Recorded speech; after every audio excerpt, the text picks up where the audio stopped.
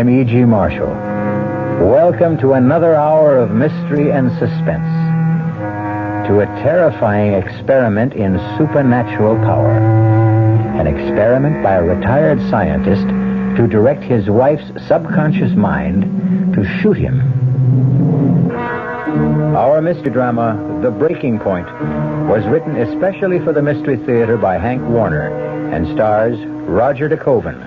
It is sponsored in part by the Kellogg Company, makers of Kellogg's Special K cereal, and by new sugar-free Diet 7-Up.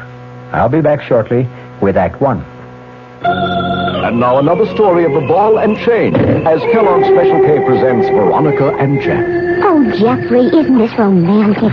Out in a quiet lake at night with you rowing the boat. Yes, Veronica, it's really neat. Jeffrey, what was that? Frogs. Frogs that go bonk? They're pretty weird frogs. Oh, Jeffrey, you're such a card. You have a ball and chain, like the ones they use in those Special K commercials. Yes, Veronica, it symbolizes my few pounds of extra weight, but I'm going to get rid of it. How? By exercising. You know, like rowing this boat and eating smart at every meal, starting with a Special K breakfast. You mean a 1-ounce bowl of high-protein Special K, 4 ounces of skim milk, orange juice, and coffee? Precisely. It's less than 240 calories, and it tastes delicious.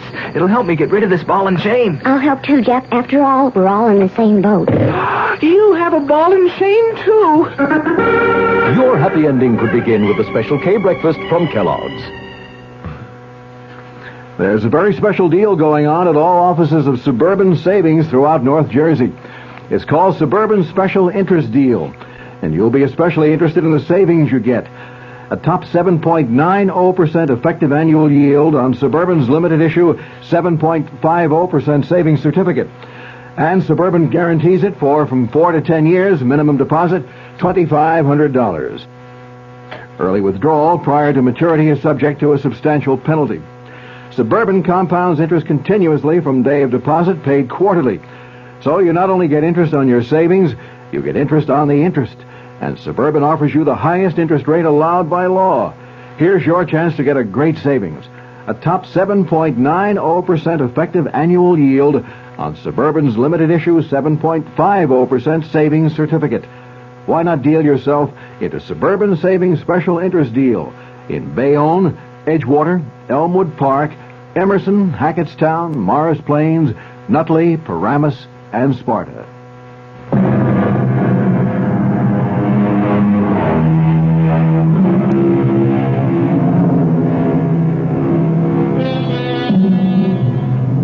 Come, ride with me in this ambulance, speeding through the midnight fog, across the Golden Gate Bridge to St. Francis Hospital in downtown San Francisco.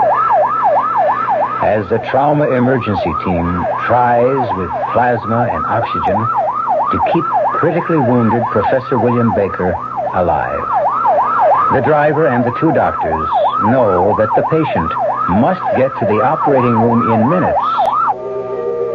Now, quickly, up this hospital corridor, as the patient is wheeled into the operating room, stand outside the door and listen as they try to save him. And maybe you'll learn what Professor Baker tried to learn about the dark mystery of life and death. Scalpel. Clamp. The patient's failing, Doctor. Blood pressure. 62/40. Adrenaline. I can hear them trying to save me, but I'm going to die. And I want you to know that I'm dying, all because I made my wife murder me. Yes, I am dying because I conducted an experiment to influence my wife's subconscious mind to the point where she was going to murder me.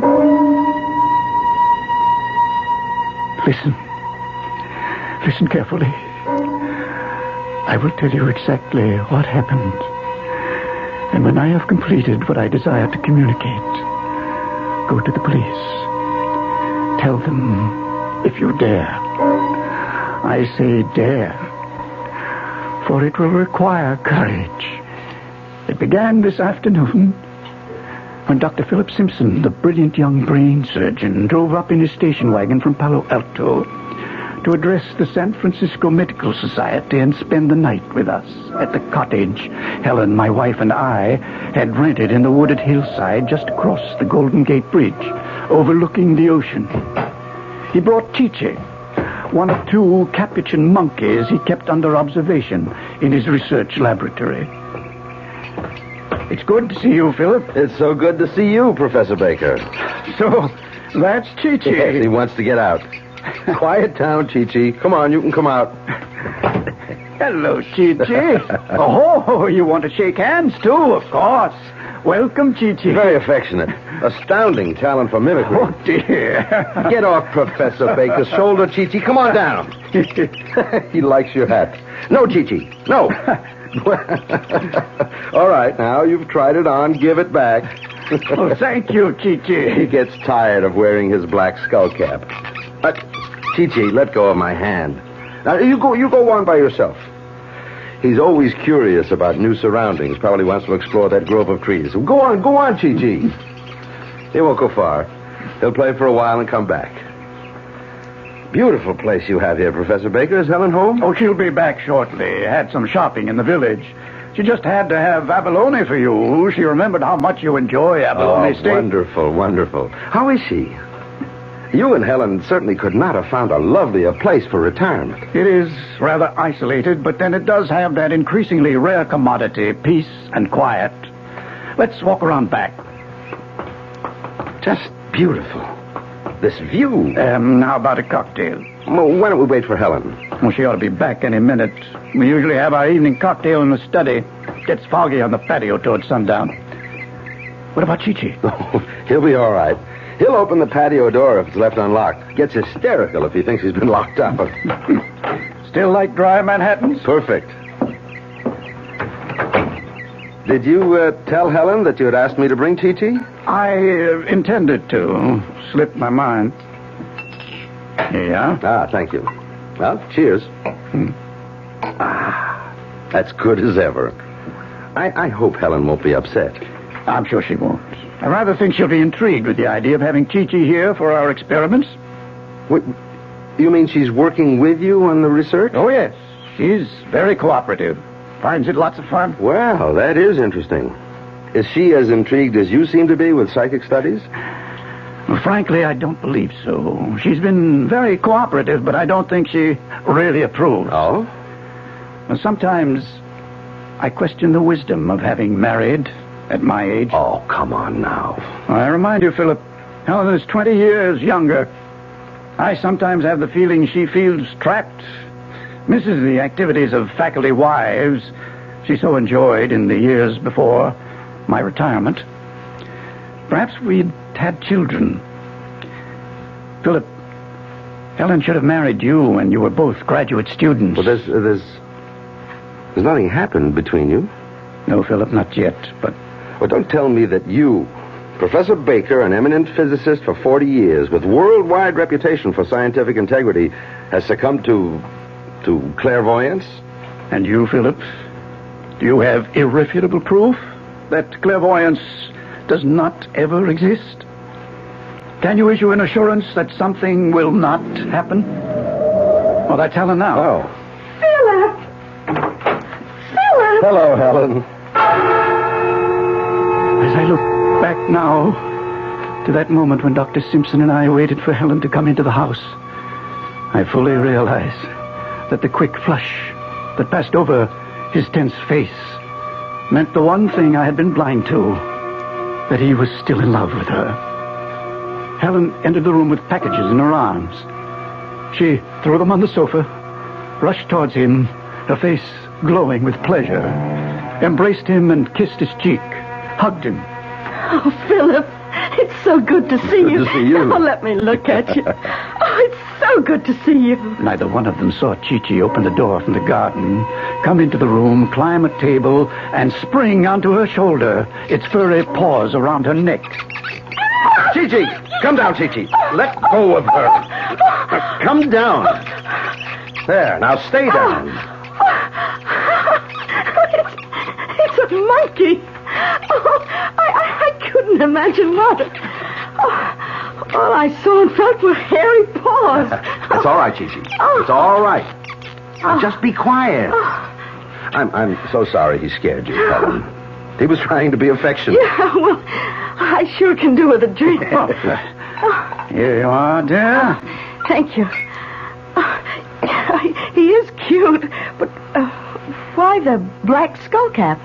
Well, you might say aesthetic reasons. Aesthetic? Or cosmetic.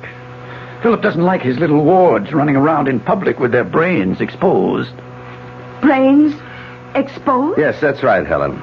The skull cap covers Chi-Chi's plastic skull. Now, I'll show you. There you are. Well, you can see its brain. It's positively fascinating. It's almost unbelievable. Oh, Philip, it's brilliant. It's absolutely brilliant surgery. Wait a minute, Helen. I'm just carrying on what was begun in 1948 at the Naval Medical Research Institute in Bethesda, Maryland. Really? I had no idea such surgery was possible that far back. Helen, my dear, there's a big gap in your knowledge of surgery. The ancient Egyptians operated on cranial bone. Mm-hmm. That's correct. Look here, Helen. Surgeons in a series of 4 operations removed cranial bone from the shaved head. And when the skull healed, fitted the metal ring around the edge of the skull, sealing the joint with rosin and wax. The clear plastic skull is held in place by these 6 steel bolts. Marvelous. Simply marvelous. Oh, it's practically routine now. Well, why was it done, Philip? Well, to study through the plastic skull, as I'm still studying, the flow of blood when the monkeys are in an induced state of shock or under the influence of anesthesia or drugs like adrenaline, histamine. And, of course, reactions to cold, hunger, diet, fear, tension, so forth.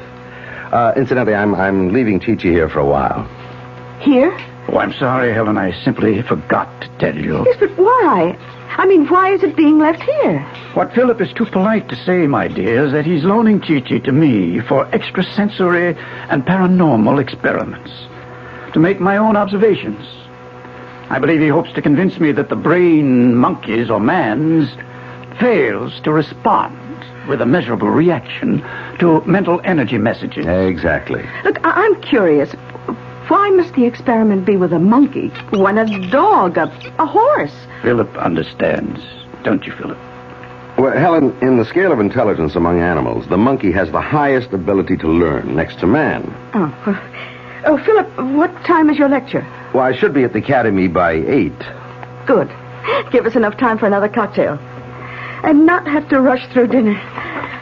Darling, please shake up another round. I'll take these packages to the kitchen. Well, here, let me carry them in. Oh, well, just put them on the counter, Philip. Mm-hmm. Anything else I can help you with?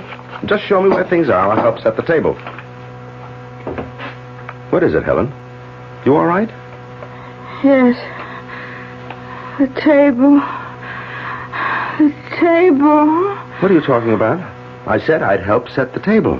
Oh, well, later. Let's have our drink and talk. There's so much to catch up with, Philip.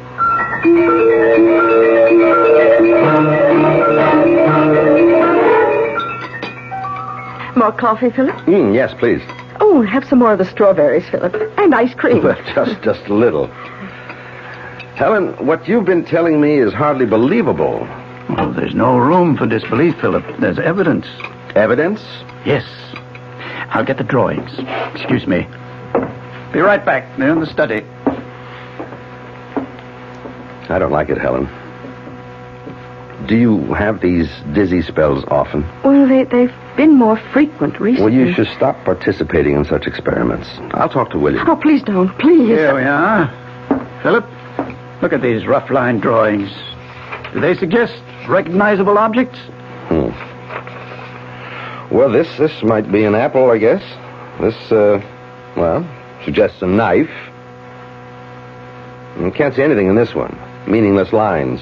Yes, that one is meaningless. Note the dates on the drawings. About a month ago, I sat at this table with 3 objects in my hands. An apple, a knife, and a salt shaker. Helen was stretched out on her back in the bedroom, her mind clear of any thoughts or feelings, awaiting my energy message. She could not hear me. She could only receive my thoughts, my instructions. I sent a message for her to pick up the pad and pencil on the night table. I sent an energy message telling her I was holding an apple, a knife, and a salt shaker, and for her to draw them.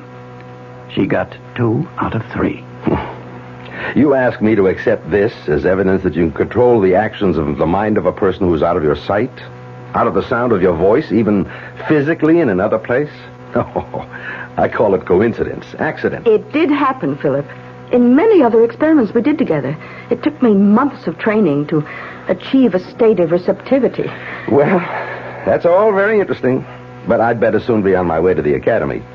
I can see you're still skeptical. Can you spare 3 more minutes for another, as you say, interesting experiment now? Right here with Helen? With Helen? I'd rather not. I don't mind, Philip. All right, very well. Thank you, Helen. Lie down in the bedroom. I'll give you 2 minutes to achieve receptivity. I will repeat once more, Helen. Come back. Pick up the coffee pot and pour the coffee right on your fine lace tablecloth. You're not going to let her... No, this gong will stop her. More coffee, Philip? Well, I really should be going. Oh, yes, before the bridge traffic gets heavy. Here, I'll help you carry these things to the kitchen. He followed her into the kitchen, carrying a tray. The brilliant Dr. Simpson had been puzzled. Are you all right? He had asked her. Dr. Simpson, who recognized only the physical laws of matter, had asked, are you all right? But she wasn't all right. Dr. Simpson didn't know then what the trouble was. But late that night, when he returned from his lecture, he found out about the experiment that was underway with the loaded gun in the night table.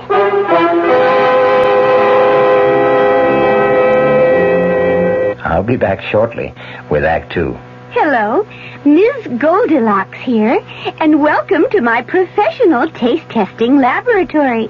Oh, Papa Bear, could you bring that case of sugar-free Diet 7-Up over here? Another case? Miss Goldilocks, you're drinking the sugar-free Diet 7-Up like there's no tomorrow. You can't still be taste testing it. Oh, no, Papa Bear. Sugar-free Diet 7-Up has already earned my seal of approval.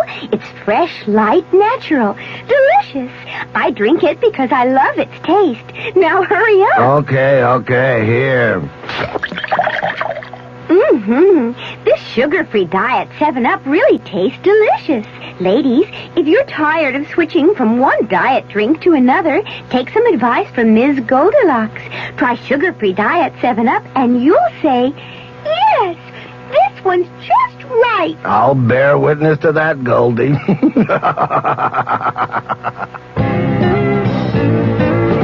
Hey, Mom, what's for dinner? Hey, Mom, what you got? What's for dinner? Your ShopRite is featuring ShopRite or Shenandoah brand Grade A Rock Cornish hens. A real family treat at just 47 cents a pound. What's for breakfast?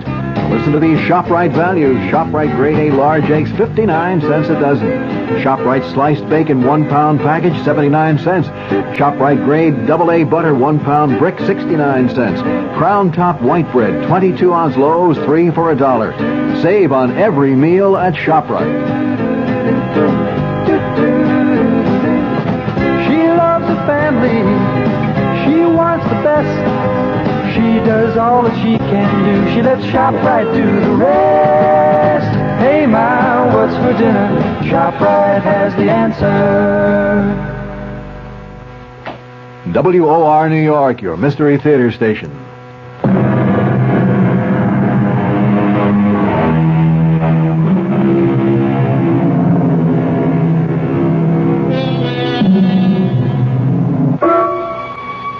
Helen didn't wait up for Dr. Simpson to return. I waited in the study, dark but for the small lamp on my desk, and still, except for the soft breathing of Chi-Chi asleep in the shadowy corner of the sofa. I waited and read until I could be sure that Helen was sound asleep. I unlocked my desk and took out the one notebook I kept hidden from her and made an entry. The experiment is beginning to show results. Today, Helen reacted with an unmistakable manifestation of dizziness and mental depressiveness when Dr. Simpson mentioned the word table. I am convinced that the subject has reached the stage of complete susceptibility and receptiveness. Then I continued the experiment. I stared in the direction of the bedroom door and concentrated. I shut out every sight and sound and thought until I was oblivious to everything but the task at hand. Helen, there is a gun in the night table. In the night table, Helen. In the night table. A gun, Helen. In the night table. A gun. Helen. Professor Baker. Yes? What are you doing? Experimenting. Where's Helen? Lying down in the bedroom. Close the door, won't you?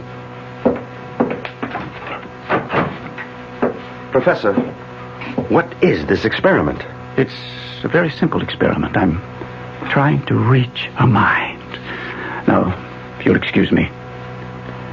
Helen, there is a gun in the night table. Stop it. Stop. Why, you're shaking, Dr. Simpson. What are you up to? I'm simply trying to tell Helen there's a gun in the night table by her bed. And for her to... To what? To pick it up, enter this room, point the gun at me, and pull the trigger. But why? Why? What I'm trying to determine is whether one mind can influence another by exerting mental energy to do something the subject would normally recoil from doing. Yes, go on. In Helen's case, I'm sure that in her conscious hours, she would never even entertain the thought of shooting me. I'm trying to determine whether she can be made to do just that without her being aware that she is being impelled to do so. Well, but why? What would it prove? Prove? Don't you see? If one mind can control another across space, think of the power men of goodwill can exercise over evil. It will at long last give man control over the rapacious breed that makes civilization a nightmare. The evil, power-hungry men who brainwash their countrymen into one war after another. Professor, how long has this been going on? For weeks. Every night. You recall Helen's depressiveness this evening? When you mentioned the word table? You mean... Yes.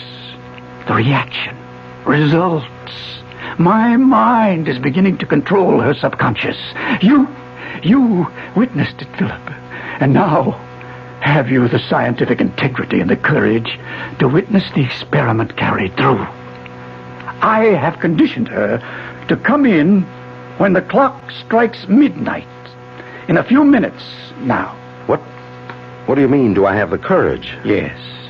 To stand by and not interfere when or if she's about to pull the trigger to kill me.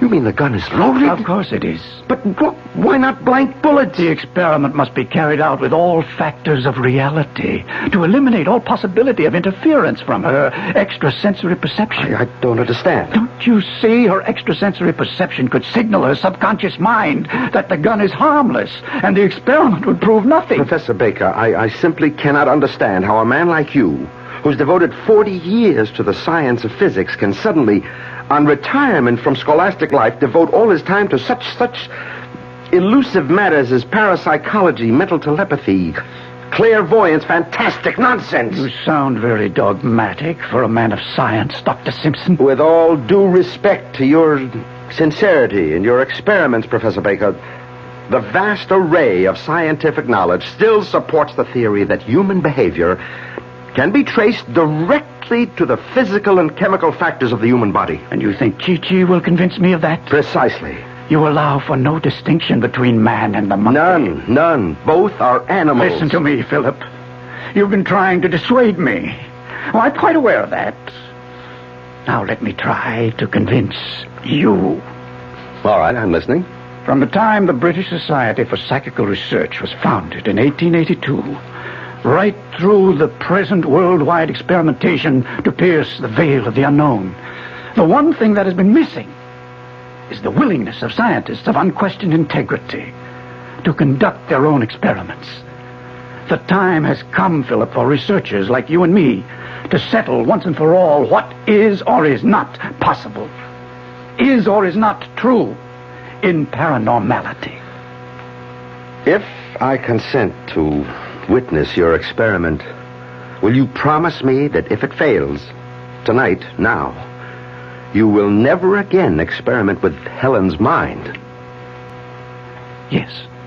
But, Philip, I can see you're still afraid that the experiment will succeed and that she could shoot me. I'll put you at ease. This gong that stopped her from pouring the coffee on the table. Here, you hold it. And if you think the situation warrants, strike the gong. Very well.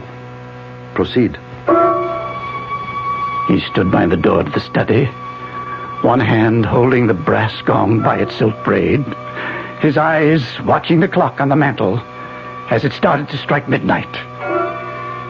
Chi-Chi, awakened by the clock and our raised voices, was nervously pacing back and forth across the top of the back of the sofa. Philip watched the door. I sensed he was prepared if Helen failed to respond to the gong. He would strike the gun out of her hand. I resumed the experiment. Pick up the gun. Come into the study, Helen. The study, Helen. Helen walked in, her eyes fixed and staring, her arms at her side, her right hand slightly behind her, Philip, mouth open, unable to utter a word, watching her. Point the gun at me. Pull the trigger. Helen! Dr. Simpson dropped the gun. Rushed to me as I slumped over the desk. Good God. The bullet hit in my chest. Helen! Towels, adhesive tape, it's a chest wound. Have to keep him from sucking in air. He looked up from examining the wound. One glance told him she didn't hear or understand. He ran to the bathroom, got towels and the tape. Helen, call an ambulance. He moved me to the couch, pillows under my head, ripped open my shirt, pressed the towel on the wound, taped my chest to keep the pressure on the wound. Call the ambulance, Helen. She didn't respond. He seized the phone. Put down the phone, Philip. Helen. Helen, why are you pointing the gun at me? Put down the gun. She lowered the gun to her side. He went to her. My eyes closed. I struggled against the blackness flooding my mind. I struggled as the blood trickled from my wound to listen. Helen, don't you hear me? Answer me. Answer me! Why did you slap me, Philip? Helen, do you know what you've done? What have I done? You've shot him. Who? Your husband, Professor Baker. We've got to call an ambulance, Helen. His pulse is... Will he live? The ambulance, Helen. He won't live, will he? I can see it in your face, Philip. He won't live. He'll die if he doesn't get to the operating room. I want him to die. What did you say? I want him to die.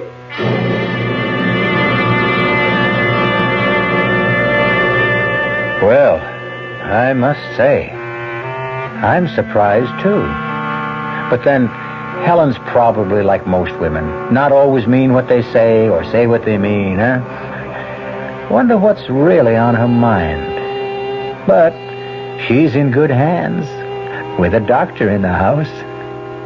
I'll be back shortly with Act 3. When you say Budweiser, When you say Bud, you've said a lot of things nobody else can say. When you say Bud, you've gone as far as you can go to get the very best. When you say Bud, you've said the word that means you like to do it all. When you say Bud, It means you want the beer that's got a taste that's number one. When you say Bud, you tell the world you know what makes it all the way. When you say Bud, you say you care enough to only want the king of beers. There is no other one. There's only something less.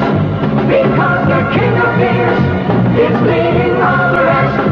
When you say Budweiser, You've said it all. Anheuser-Busch, St. Louis.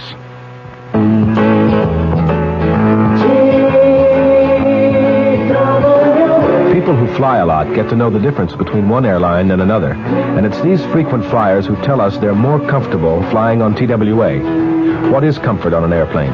It's coach on our wide-body 1011, where all seats are 2 across. It's 1011 first class, where seats swivel around so you can talk or have dinner with friends. TWA Comfort is a roomy 747 with contoured seats you can sit in for 5 hours without getting fidgety. And Comfort is the TWA twin seat in 707 coach, which lets you fold down the middle section if nobody's there and sit 2 across instead of 3.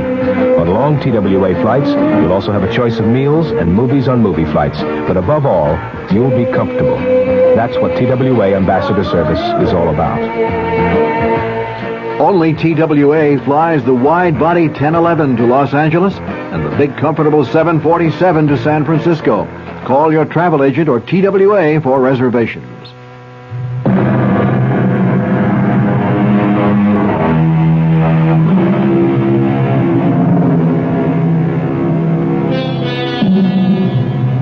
Well, it does seem we left both Helen and Dr. Simpson in a state of shock. Not to mention our bleeding Professor Baker and that hysterical Chi-Chi. Let's rejoin them and see whether there's help for any of them. I don't want him to die. Listen to me, Helen. You must let me call the ambulance. Don't you see? We must. If he dies here, the police will want to know why we didn't call the ambulance. The police? Yes, Helen, the police will want to know. Oh, Philip. Hold me. I'm so mixed up. Come. Sit down. Lean back. Just try to relax. Put the gun on the floor. I'll call the hospital.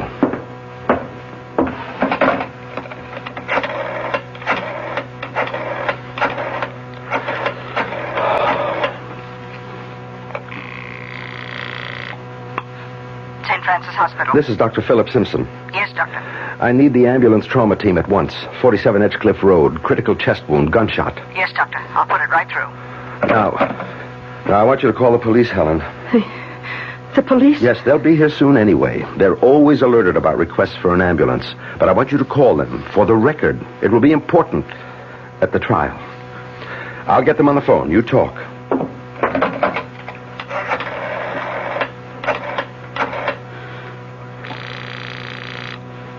Police emergency, Sergeant Peters. Oh, this is Mrs. William Baker, 47 Edgecliff Road. I want to report that I just shot my husband.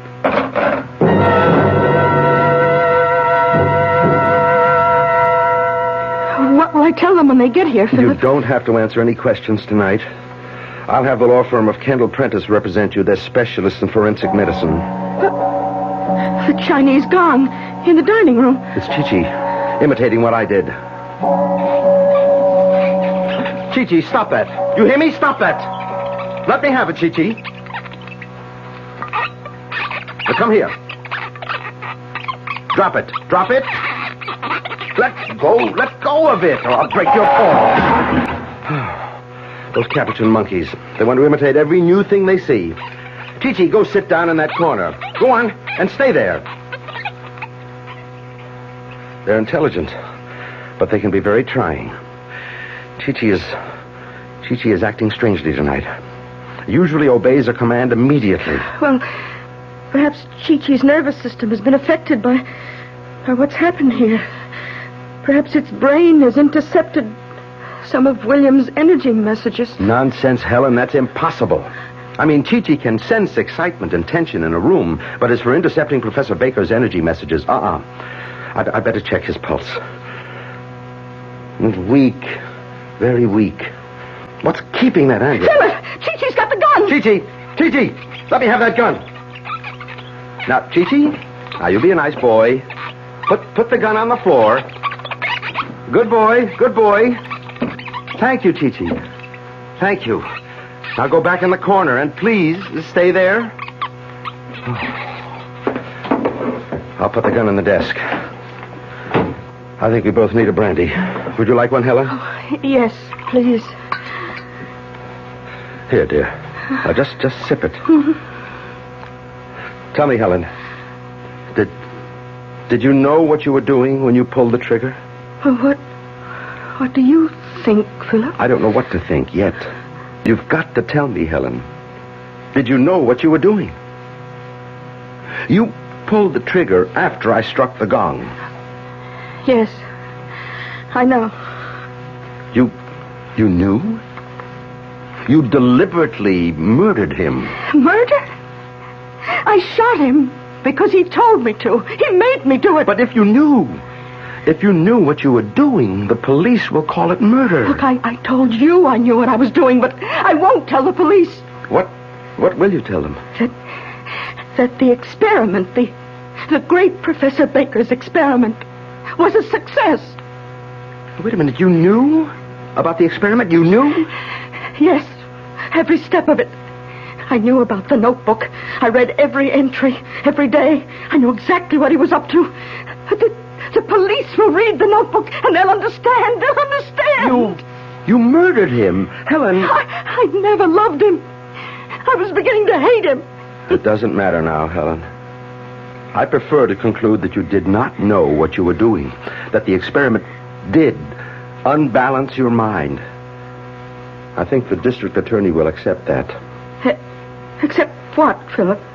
That when you pulled that trigger, it was insanity. Oh, no, I won't be declared insane. No. Look, I'll show them the notebook. They'll understand. They'll read it in his own handwriting. How night after night while I was asleep, he tried to make me shoot him. They'll understand. Unless you tell them differently. Unless you tell them I murdered him. Helen, please listen to me. Try to understand what I'm telling you. The police will never believe that Professor Baker's experiment was a success. They'll call in scientists to testify that no such thing is possible. They'll suspect that you used your knowledge of the experiment to kill your husband. Yes, but you were a witness. You can verify what happened. Yes, but... You tell them that I murdered him? No, Helen. The only honest opinion I can give them is that your mind snapped. That day by day, the knowledge of your husband's secret experiment preyed on your mind. And you became convinced, in a moment of temporary insanity, that he really wanted you to kill him. Will they believe that? I hope the jury will. Oh, help me, Philip. You must help me. I'm so tired. I'm so mixed up. As I lay there on the couch, still, my eyes closed, aware that under the blanket, my blood was still slowly trickling into the towel, fighting against slipping off into unconsciousness. I could still hear their voices as from a great distance. You must help me. I'm so tired. I'm so mixed up. My poor darling. And then I was aware of Chi-Chi at the side of the couch, bending over me, its breath close to my face. My eyelids, heavy with weariness, lifted slightly, and through the thin slit of vision, I saw Chi-Chi's plastic skull. I could see plainly through the plastic skull the gray mass of nerve tissue of the cerebellum. And then, summoning every last bit of strength of will, I concentrated on Chi-Chi's brain. Chi-Chi, the gun, in the desk, Chi-Chi. What have I done, Philip? You too. It will ruin your career. Go to the desk, Chi-Chi. In the drawer, the gun. I could see its gray eyes staring at me, trying to grasp what I was telling him. And then he jumped on the desk, pulled open the drawer, and took out the gun. Chi-Chi! Put it down, Chi-Chi! Philip charged to the desk. Chi-Chi eluded him. Leaped to the mantel over the fireplace. Drop the gun, Chi-Chi. Drop it! Philip chased it all over the room as it knocked over a table lamp. It jumped to the hanging ceiling light fixture, waving the gun playfully. Chi-Chi points the gun at the mirror. At the mirror, Chi-Chi. Drop it! Drop it! Give me the gun, Chi-Chi! At the mirror. Pull the trigger. Give me the gun, Chi-Chi! Helen was reaching towards Chi-Chi. Chi-Chi was pointing the gun at her. I didn't want Helen to die. I summoned every last ounce of will and sent a mental message to Chi-Chi. Drop the gun, Chi-Chi. Drop the gun. Look out, Helen! Good Lord. Helen. Helen. Answer me. She didn't have a chance. She was shot in the head. Oh, my darling. Oh, my darling. You must not die, Helen. You must not die.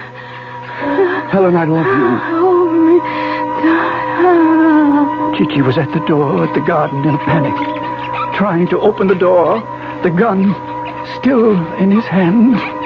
Philip grabbed the fireplace poker, swung it on Chi-Chi's plastic skull. It glanced off and fell out of his hand. Philip picked up a chair, threw it at Chi-Chi with all the strength of his fury. It crashed through the glass. Chi-Chi jumped through the opening. Philip picked up the poker, went after Chi-Chi. I could hear Philip chasing him across the flagstones of the patio. I heard the police car. I could hear Philip shouting. Chi-Chi!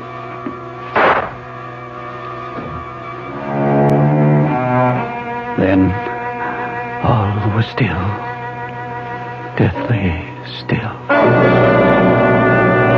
I lost consciousness until I became aware of someone talking on the telephone. Yes, Lieutenant. 2 dead. Mrs. Baker in the house, and Dr. Philip Simpson in the woods back of the house. Yeah, 1 bullet in each of them. John says Dr. Simpson was pretty far gone when he found him. Says he tried to tell him something. John thinks it was something about a monkey still running around out there with a loaded gun. It beats me too, Lieutenant. No, nothing else. Oh, yes, we found a black skull cap hanging on the chandelier. That's what I said, skull cap. Odd-shaped thing. Can't figure out what it's for, no. Right. Oh, better get that ambulance out here fast. Professor may still have a chance. Here it comes now, Lieutenant.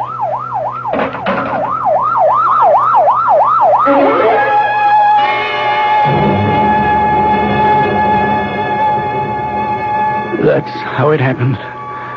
Exactly how it happened. The police are still puzzled. Chi-Chi will probably find roaming the woods the gun somewhere nearby. Chi-Chi did it. Tell the police Chi-Chi did it. Why? Perhaps it was mimicking Helen after it witnessed her shooting me. I shall never know. As for whether my wife murdered me willfully or suffered temporary insanity or was influenced by my mental energy,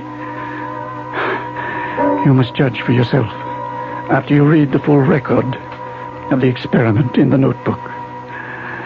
Yes. Go tell the police and Professor Seligson.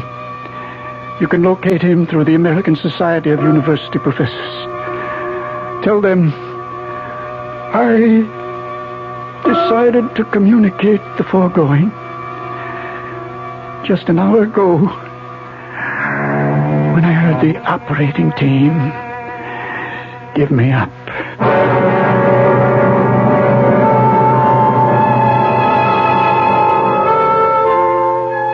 And they say dead men tell no tales.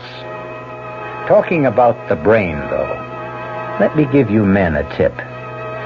If your wife is trying to talk you to death, don't worry. Master the secret of mind over chatter. But seriously, a guy I know didn't even answer his wife. She threatened to divorce him because he was unsociable. So he hit her over the head with a mashie. Told the jury he wanted to be clubby. I'll be back shortly. Amco Transmissions, may we help you? I hope so. My frisky Ford is making funny noises. Oh, like what? Like this. Hey, that's great. You mean everything's okay? No, I was admiring your car sounds. As for your Ford, ma'am, well, I'd have to look at it to tell you exactly what's wrong. But I can say of the 3 million automatic transmissions Amco serviced, over 900,000 of them were Fords. You can cure my buzzes? Oh, you bet. We've gotten stranger sounds than that out of Ford, Torino, and the Maverick, and the Mustang, and the Pinto, and the LTD. Rest assured, we'll get rid of your buzzes. Oh, terrific. I'll zoom. Excuse me. Right down. Nobody knows your automatic transmission better than Amco. AA MCO. There are over 500 AMCO centers coast to coast. Consult your yellow pages for the AMCO center near you. AA MCO AMCO. Our cast included Roger DeKoven, Bryna Raeburn, and Nat Polen. The entire production was under the direction of Himan Brown. Radio Mystery Theater was sponsored in part by Anheuser-Busch Incorporated, brewers of Budweiser. This is E.G. Marshall inviting you to return to our Mystery Theater for another adventure in the macabre. Until next time, pleasant dreams.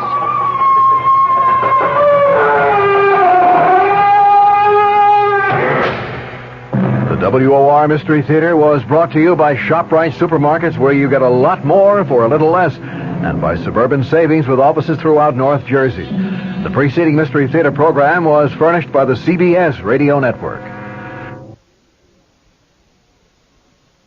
I'm Polen Lewis in the Mutual Broadcasting System studios in Washington, D.C. Now, my commentary. The staff of the Senate Watergate Committee says that the weight of the evidence before it tends to establish that former Attorney General John Mitchell did approve the plans that led to the original Watergate break-in. Convicted Watergate conspirator G. Gordon Liddy is alleged to have used large sums of money provided by the Committee for Re-election of the President to finance that break-in, and the wiretapping at the Democratic National Committee headquarters in the Watergate Hotel and office complex here in Washington. A draft report of the Watergate staff's conclusions also said that available facts can only support the conclusion that payments made to the Watergate defendants by White House aides were intended only to keep them silent as to the involvement of other persons in the Watergate break-in or other activities embarrassing to the White House. All those conclusions were made available by a source close to the committee who emphasized that they are based on a rough draft prepared mainly by Watergate Committee Counsel Samuel Dash and do not represent any final conclusions that the 7 senators on the panel may eventually draw. The draft report states, the committee finds that the weight of the evidence tends to establish that former Attorney General John Mitchell did approve the Liddy intelligence plan with a $250,000 budget in Key Biscayne on March 30th of 1972. The draft report also states that the staff has found no evidence to support President Nixon's claims, as reported in his statement of May 22, 1973, that he personally withdrew his approval of a widespread and covert intelligence gathering plan authored by White House aide Tom Charles Houston. But the staff report said that the Houston plan, which called for the creation of an interagency domestic intelligence unit authorized to commit break-ins and even open private mail and plant listening devices, was never, according to the committee records, never implemented. The staff report also said no legal justification on national security grounds could be found for the burglary of the office of the psychiatrist of Pentagon Papers burglar, Dr. Daniel Ellsberg. The draft report said the staff finds it difficult to accept the claim of former White House domestic advisor John Ehrlichman that the Ellsberg break-in was not carried out without his express knowledge and authorization. The 170-page draft report will be discussed by the 7 Watergate senators in an executive session on Thursday morning. The public issuance of that report today by the staff member, though, I think confirms the worst suspicions about the Senate Watergate Committee It is outrageous, to say the least, that a group of staff members of any Senate committee could issue such damaging statements about anyone, in effect indictments. That, of course, is the job of the judicial branch of government, where a person who is accused can confront and cross-examine his accusers. White House lawyer James St. Clair formally informed U.S. District Court Judge John Sirica today that President Nixon will turn over no more Watergate tapes, and Special Prosecutor Leon Jaworski said that he would continue the court fight to get those tapes. Judge Sirica himself issued a statement after a meeting in his chambers saying that he would meet with the lawyers in the case on Friday to map out the impending court battle. St. Clair announced at the White House yesterday that attempts at working out a compromise over Jaworski's subpoena for tapes and documents covering some 64 White House conversations had been terminated, and that the president would fight the case all the way to the Supreme Court if need be. The chief counsel for the House impeachment inquiry said today that the White House has definitely not given the House Judiciary Committee the full Watergate story, and that he will recommend issuing additional subpoenas to obtain further evidence. Counsel John Doerr made the statement when he was asked at a news conference about that statement of yesterday by St. Clair that, quote, as far as Watergate is concerned, the president has concluded that that full story is now out.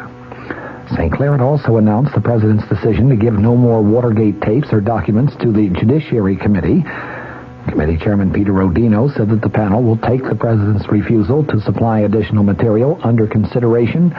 Possibly next week will address itself to the issuance of a subpoena. Michigan Republican Representative Edward Hutchinson, the senior Republican on the committee, said that he remains opposed to any further subpoena. Hutchinson declared, "I just don't think a subpoena is enforceable." He voted against issuing a subpoena last month.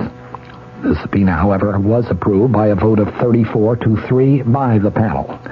Hutchinson today added, "Whatever we get, I think we're going to have to get through negotiation and through discussion, not through subpoena." In another Watergate-related development, the White House did acknowledge today that there might be periods of silence in some of the Watergate tapes that were transcribed and edited for the Judiciary Committee, but it said all the words which could be heard are reflected in the transcripts. In the meantime, a Jesuit priest who serves on the White House staff said today that suggestions that President Nixon's Watergate tapes disclose a degree of immorality are, in his words, erroneous, unjust, and contain elements of hypocrisy. Dr. John McLaughlin made his comments at a news conference that was arranged by the White House in an apparent attempt to counter rising criticism resulting from the recently released transcripts of those White House conversations. Yesterday, as you recall, Senate Republican leader Hugh Scott of Pennsylvania said that those transcripts reveal, in Scott's words, a deplorable, shabby, disgusting, and immoral performance by each of those who participated in the discussions. A cross-section of religious leaders and ethics specialists said that the edited conversations reflect a contempt for fairness and truth. McLaughlin said that his comments were not aimed directly at Senator Scott, whom he described as a venerable and revered figure in American politics, but he said to criticize the president on moral grounds is unjust and politically erroneous because he contended the president's role in seeking world peace shows that he is a man of great moral leadership. Father McLaughlin said today the president is not a god living on Mount Olympus. He is a human being with human imperfections like you and like me. The profanity that was deleted from the transcripts of the president's conversations, he said, should be viewed as a form of emotional drainage, a form of therapy, a form of release. McLaughlin joined the White House staff as a speechwriter back in 1971, and now as a special deputy assistant who describes himself as an advisor, a fact finder, and a presidential spokesman.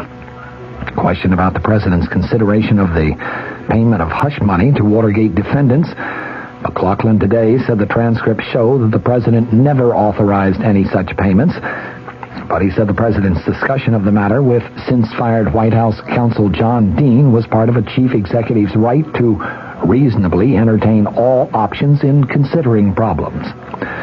Father McLaughlin said that he agreed that the presidency has been enfeebled by the continuing controversy over Watergate, but he added, quote, "I cannot contemplate any set of circumstances where President Nixon would resign." He said he opposed the original release of the Watergate tapes to the grand juries because he knew it would lead to continuing demands for access to private presidential files. Father McLaughlin today said it's like losing your virginity. The next time is a little easier. William E. Simon was sworn in today as the nation's new Secretary of the Treasury. He promptly called for a new political will in the fight against the nation's soaring inflation rate. The former New York bonds trader said inflation will be his number one problem and project, and he urged the cooperation of the administration and the Congress in helping to solve inflation. President Nixon joked that Simon evidently was practicing productivity in his own personal life, a reference to the fact that 6 of the 7 Simon children sat in the front row during the swearing-in ceremony. Simon has said he believes the answer to the nation's inflation problem is increased productivity, combined with restrained government spending and other moderate monetary and fiscal policies. The White House, whose casual press release type announcement of Simon's nomination 3 weeks ago raised some eyebrows, pulled out all the stops for today's ceremony in the White House East Room, which included music by the Marine Band. Up on Capitol Hill, meanwhile, 7 full months after the energy crush started, the Senate finally started opening debate on legislation to reduce the fuel shortage without addressing the problems of rising petroleum prices. The bill under consideration is a modified version of one vetoed on March 6th by the President, who objected to a provision in it rolling back crude oil prices. The Senate then refused to override the presidential veto. The current bill is chiefly sponsored by Senator Henry Jackson, the Washington Democrat, chairman of the Senate Interior Committee. It would give the new Federal Energy Administration power to implement conservation programs subject to a veto by either house of the Congress. The FEA also would have authority to set up a standby program for rationing gasoline and other petroleum products subject to the same veto provision. The FEA was created under a bill that was signed just yesterday by the President.